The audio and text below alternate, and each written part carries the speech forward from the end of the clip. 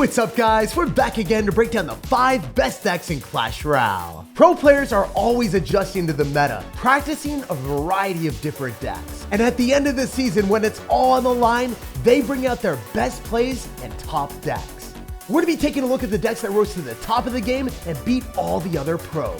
Played by the best players in the world, these decks are phenomenal to upgrade. Because no matter how good you get, the decks will still work well. Unlike the Golem, Hog Rider, Balloon monstrosities. It's time to learn from the best players in the world and assert dominance. Shout out to everyone that's supporting the channel with credit code SirTag, making high effort videos like this one possible. The ranked 14th player in the world pushed up with this Pekka deck to reach the 5th best deck in the game. Hey, the guy's got a wizard in the banner, and that's exactly what this Pekka deck delivers. Express Wizardry. We're gonna cycle in the back first play to express our love for the Harry Potter, and the guy goes in for a Pekka immediately. Okay, well, I didn't expect to have this roundabout situation where you're gonna be running the exact same cards as me, but it is something that we'll take. I would hopefully be able to get back to a Pekka here in time, but we're gonna go for Wizard and Battle Ram immediately to try to get some damage here.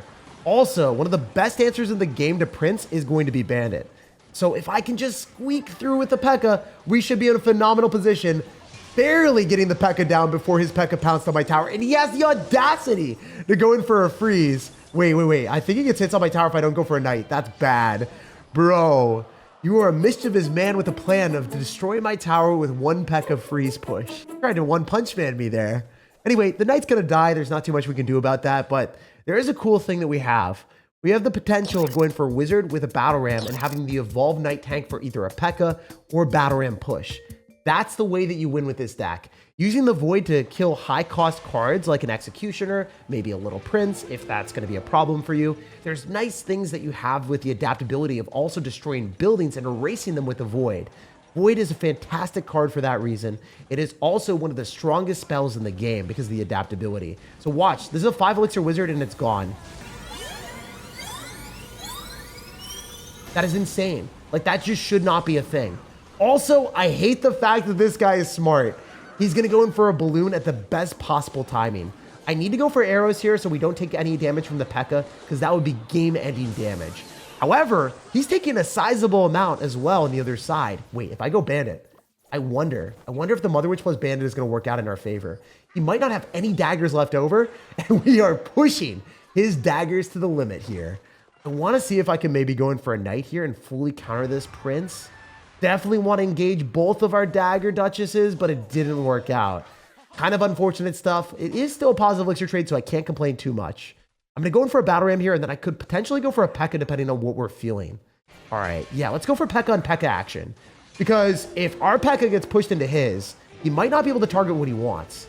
Also, beautiful. We're going to be able to phenomenally counter the wizard, spending 3 elixir against a 5 elixir evolution. That is so utterly unfair. All right, so we could make a prediction on his void, possibly, depending on what happens here. Oh no, Grandma, I'm coming for you. I do want to go for a wizard, and then I want to go in for a knight, and then I want to go in for a bandit in the back, so then he can't go in for a void on us. I think that's so important. Just going to go for a freeze instead. You know what? As long as the Pekka doesn't get that last shot, we're fine. Also, I think if we go for a battle ram here on the right-hand side, we'll snag that entire tower. Or maybe I'm wrong. Yo, please let me win this game. There's no way that you're going to stop this. It shouldn't be possible. Wizard, barbarians, we can assemble the squad to squash the tower and walk with a win. As you can see, even some of the most uncomfortable positions, because this deck has rapid fire comeback potential with immediate counter push, you can seal the deal in even the most uncomfortable matchups. And if there's one takeaway from the match, void value goes burr. The ranked 13th player in the world exterminated the competition with this Expo deck. When peak toxicity meets skill, you find Expo. And this is the 4th highest ranked deck in Clash Royale, so we'll see how it goes. I'm going to go for archers in the back first play to speedrun towards the evolution. I typically think that the archer's evolution is pretty weak since it does die to arrows now, but if you're able to sporadically split them up and cycle a bit quicker, it does work pretty well. Also, a lot of Expo players are very comfortable with the card, so they do prefer to play it. Also, after seeing Firecracker, oh my gosh, he's got Earthquake! He literally has the hardest counter in the game to us. But I'm able to Expo before he's ready, and then I can go for an Ice Golem so then we can body block so his Tesla doesn't lock onto what he needs to. I might be able to get archers down here as well. He's going to get back to Earthquake to finish off this Expo, but I'll get back to another Expo to shut him down. Wait, this is hilarious. He's going to lose the Firecracker here too. I might be able to win a matchup against someone with Earthquake when we're running Expo. So this is going to be a fun game. I know that the next Expo is bound to get Earthquaked. We're currently up 800 damage. Those are the type of starts that you want to see when you're playing Earthquake counters. But, you know, he's flexing the ultimate champion mode, EG. He's like, Jake, I'm so good at the game. But in reality, bro, we're going to finesse you. If you guys don't know, if you cycle your Tesla here, they can't Earthquake on it. It's going to have Mighty Miner too for a faster card cycle. Dang it. But he did drop 8 Elixir there. So there is that. If he drops 8 Elixir, there's a chance that we might be able to walk our way through and provide enough value to win. So I think we go for archers off to the side and try to make a prediction on something, giving us a little bit more time. Oh, he's going to activate King Tower, but he's playing against Expo, so it doesn't matter. Oh, the archers are the tower! They sniped that! What the heck? Oh my gosh! That genuinely felt unreal. I've never seen 3 Elixir do that amount of damage in my life.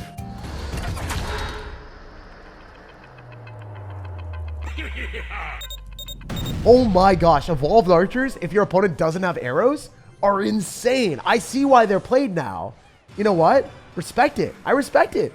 I'm going to go in for a Tesla here. He'll probably go for a Hog Rider or something. I'm totally fine with it. If he Firecrackers, that's also okay. And go Skeletons, Archers, and just cycle as quickly as we can. Tesla's going to pop up and give the Firecracker a warm greeting. So Firecracker's fired. We can go for Ice Golem. We can go Ice Spirit. And we're going to Fireball in the Firecracker just to get damage on the tower. It's definitely worth it. Also, if we can cycle a little bit more, I might be able to make some miracles happen. So obviously you want to go in for Teslas and Archers as much as you can so you can get towards their evolutions. Also, I'm pretty confident in our capabilities of defending just using the Archers plus Log here. We just get a little bit of damage. We got nothing. We got absolutely nothing. We got less than nothing. But if we can get the Firecracker shot, oh, it didn't work. You know what? Screw it. Let's just go Skellies off to the side, then go in for a Tesla here, and I might be able to break our way through. Evolve Tesla with Expo. Imagine a universe. Oh, it's not going to work. There's no way. But maybe the next one. If we go in for the Evolved Archers here. Wait, he's freaking out a little bit. He's respecting it. He's got to respect it. If we go Expo in the middle, he can't go for an Earthquake and hit everything, right? There's no way. There's no way. He just keeps going in for that stupid Tesla. I hate it. Oh, wait. Please? Yeah, let's go. Fireball cycle for the win. Imagine destroying someone with a Mighty Miner 3-card cycle with Earthquake against Expo. That felt so sublime. And I can proudly say that I was today years old finding out that Evolved Archers were a phenomenal win condition. I really didn't respect them, and they dominantly delivered us the W. The rank 8 player in the world melted everyone he matched into with this Lava Hound deck, placing it as the 3rd highest ranked deck in the game. So I leveled up Lava Hound just to play this deck. The 3rd best deck in the game is flying through with the best starting hand possible. Allowing us to cycle the Bomber in the back does multiple things. Gives us time to figure out what his deck is, and allows us to spam towards our evolution. This guy's gonna have a Lumberjack with Skeletons. That makes me feel like we're either playing into a Ram Rider deck, or more likely a Balloon deck. Balloon Lumberjack Freeze. And you know what? We're Lava Hound with the absence of the Balloon. It's an interesting thing, but people aren't necessarily prepared for that. But try to stop the Monk from crossing the river if you guys noticed what I did, so that our Dagger Dutch is able to fully go and lock onto the Balloon. We don't even take damage because of that. So knowing those type of interactions is pivotal in securing Ws. If you stop the Monk from crossing the river, it's not going to be able to reflect back any of the Dagger Duchess stuff back at your face. Also, the Balloon gets targeted instead. Oh, this is insane! Every interaction is going our way. I'm able to avoid on his Inferno Dragon. He's snowballing, but he has no way of cleaning up the Bomber that's behind the Lava Pups. As I said, guys, you don't need Balloon. You have the Balloon landing on the ground and descending into the chaos in the form of a Bomber. If you guys didn't notice, the Balloon artwork actually has a Bomber flying high in the sky, and each time he drops a bomb in the tower. But our Bomber does it anyway for 2 Elixir. As long as we have a tank for him, it works out pretty well. Also, I'm sure you guys have noticed something now. I am not cycling my Inferno Dragon. We are keeping this tucked away for our opponent to go and spam a ton of stuff at us. Also, these Skeleton Dragons are going to be amazing. I should be able to lock onto this Ice Wizard here too, and even if he decides to do that, our counter push is going to be stellar. I don't know how he's supposed to stop this. We have an Inferno Dragon, we have Skeleton Dragons, and you're not even taking the entire tower. What are you gonna do, bro? Oh my goodness. All right, so we can zap on this. or we could just let it go and then go in for a zap afterward. I think going in for a zap after might be slightly better. Waiting to see if we can hit other stuff. Hopefully having the Inferno Dragon tread behind still. It's really, really cool. We're going to go for arrows here so the Inferno Dragon still stays alive. If the Inferno Dragon just locks onto the tower, that'd be awesome. We're going to go for another Lava Hound in the middle because as the Lava Hound pops, we want him to go and target onto the Lava Hound instead of the pups. Then the pups force out more of a response. I'm sure you guys are noticing how much damage the pups are doing. We're actually going to go for an Evolve Zap here. It will retarget the tower, but I think it's going to be A-okay. Then we can go in for guards and an Evolve Bomber. We might go for the 3 crown. There's no way. Look at that bomber damage. Okay, it's going to get reflected back in my face, but it's still pretty funny. I am going to go for an arrows here to force out extra elixir. If you guys are unaware, we can go in for a void and then a zap. Oh, Lumberjack died. It didn't take my tower. He's going to have to snowball. No. Yo. I can't lose this game. I can't lose this game. I thought I was going to win by the last second as a memer, but it didn't work out. Wait, he's going to go for a balloon. I think I lost. Yo, no way. No, I actually lost this one. So sometimes if you try to be a memer and you try to defend the tower like an absolute idiot, you'll take the L, even with one of the better decks in the world. I played so well at the start that I had to play terribly at the end and throw the match. Truthfully, I don't play Lava Hound near as much as all the other decks, and it showed. Still a super fun game with a ton of outplays at the start, so let's fly into the next match. There's no doubt you guys were wondering why I had to dig so deep to find the 5th, 4th, and 3rd best decks in the game. It's because this deck and the ranked 1st place deck have been monopolizing the leaderboard. Every pro player has been using these 2 decks. This Royal Giant deck cannonballed to the top of the charts at number 10, 9, and 3 in the world. So bombarding back into another match, I refuse to lose. We gotta get our redemption arc here. If I lose with another top tier deck, you guys have to permanently classify me as a failure for eternity. I'm gonna go and pop the monk ability just to be able to finish off the Little Prince and protect our bomber for a bit longer. I might be able to go for like an Electro Spear and Barb Barrel and then possibly get 1 bomber shot on the tower. That would be so funny if it worked. No! I was optimistic. It didn't work out. The guy's going to have a Goblin Drill fast cycle deck. So we're going to cycle our Fisherman here and take absolutely no damage besides the Goblin Drill spawn-in damage. So since we have Fisherman and Phoenix, it's in our best interest to capitalize on that and try to get some type of counter push. Generally with Royal Giant decks, the way that you play it is you cycle 2 Royal Giants and then you break through buildings that way. The cool thing about this RG deck is it has Fireball instead of Void. Everyone is clumping up their cards near their tower, trying to make predictions on voids by dropping goblins near the little princes and wizards, and then you fireball everything that's clumped up, and they get sent to the Shadow Realm. It's hilarious how this works, because there's a mind game in Clash Royale, and if you don't predict the right spell, you instantly lose all of your defensive cards. So we're gonna go for a monk in the back. The other cool thing about monk with Royal Giant is it reflects back all of the projectiles, so then the Royal Giant stays alive a lot longer, so you can capitalize and get damage that you don't deserve. So in this particular moment, we're going to go in for a lot of stuff at the bridge to pop the monk ability so it doesn't die.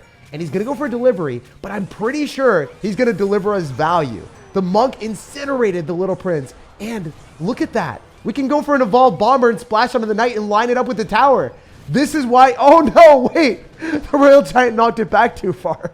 The guy had delivery anyway, but honestly, the Phoenix is going to deliver us the win, so it doesn't even matter.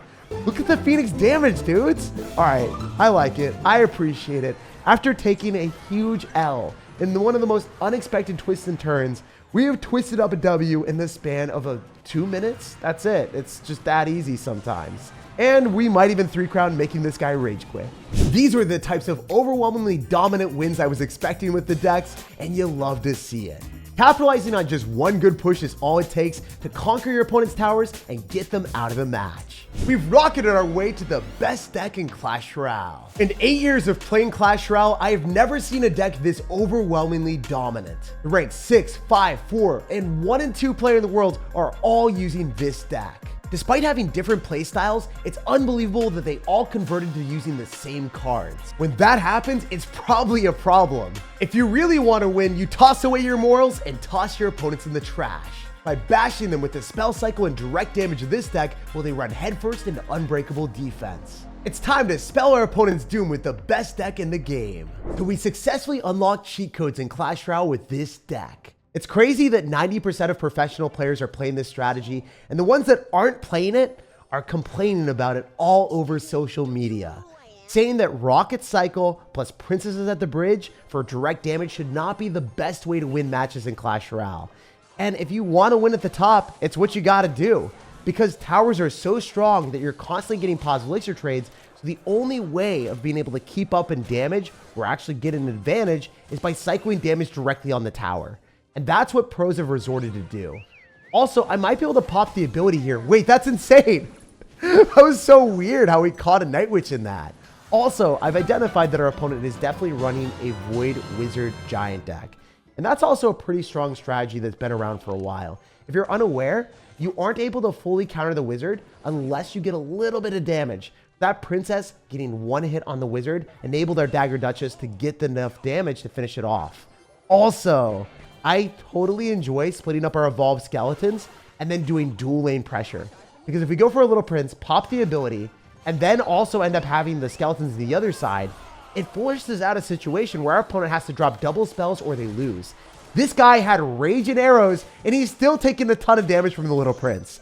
To put that in perspective, not only are we going to get a nice elixir trade, but we're forcing out cards that our opponent doesn't want to drop. I'm betting he's going to go Void, so we're going to go for a Knight and make a prediction. Oh, he dropped the Void on the other side. Very smart player. Honestly, I got to give him a well played for that. But even if he's going to have Giant, Void, and Rage, having multiple spells to counter us, I can still Princess in his face before he's going to arrows us. Oh my gosh!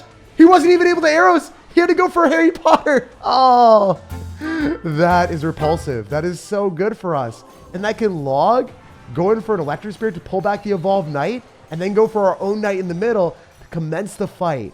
And I believe we can go in for another Princess at the bridge to get even more damage. This deck wins by corroding your opponent's mental and also dealing damage at the same time. I mean, seriously, who wants to get Princess cycled like that? He also just used his arrows. Wait, we might be able to run it back with another strat, where we go in for Evolved Skeletons, hit him up with the Princess, and then go pop the ability on the other side. I wonder what he's going to do. Yo, the Electric Spirit just chained onto the other tower. If you guys saw that, that's insane. I can go for another Electric Spirit here, and then go for a Knight, and I might just be able to kill everything without even needing to spend any Tesla. I might not even need a Tesla. No, we're Tesla just for guarantee of defense. He's going to Void on it, so we're going to go for Knight and make a prediction. And then, oh, wow, he's going to Void on the little prince instead. All right. Wait, he's going to have to arrows on the princess, and we're back to another one. We're back to another one. He doesn't know. He doesn't know. Wait, he just left the game. He just rage quit. He didn't even want to play anymore. To be totally fair, we had two princesses, so if he arrowed the first one, we would have dropped another one at the bridge and then rocket cycled and got the same outcome. Instead of prolonging and having a more painful death getting covered in princess arrows, he chose the quicker route. Because dropping no cards means it only took one rocket to blast them off into oblivion. Rocket Princess Cycle is incredibly overpowered, but it can take forever to finish off your opponent, unless they get annoyed enough to rage quit.